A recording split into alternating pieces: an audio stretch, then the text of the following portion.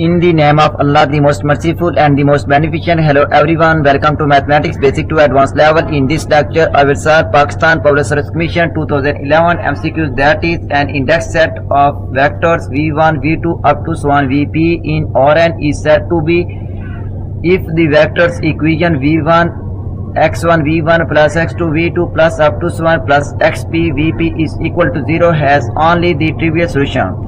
Solution theorem, that is, let V be a vector space over a field F and S is equal to V1, V2 up to V and be a set of vectors in V.